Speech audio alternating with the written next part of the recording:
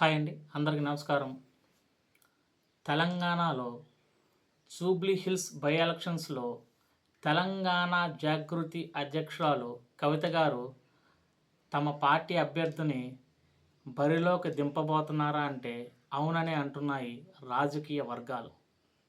ఎందుకంటే నిన్న Jubilee hills మాజీ ఎమ్మెల్యే విష్ణువర్ధన్ రెడ్డి గారు కవిత గారితో సుమారు అరగంట సమావేశం అయ్యారు.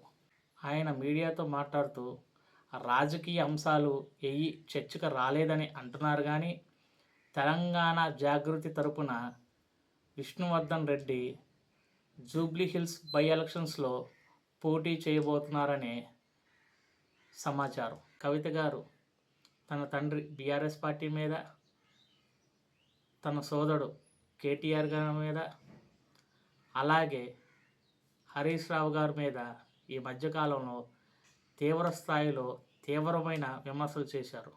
అలాగే కొన్ని లేఖలు సంధించారు.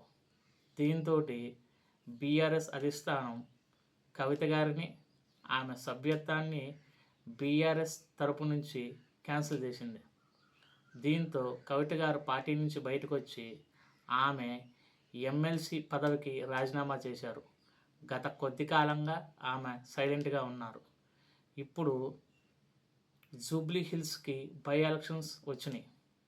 2023లో జూబ్లీ హిల్స్లో బీఆర్ఎస్ తరపున మాగంట గోపీనాథ్ గారు గెలిచారు. ఆయన రీసెంట్గా మరణించారు.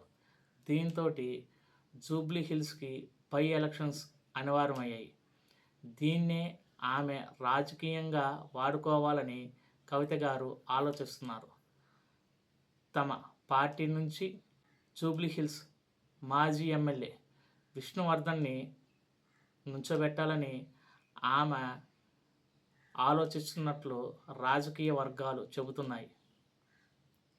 ఈ ఏడాది బతుకమ్మ సంబరాల్లో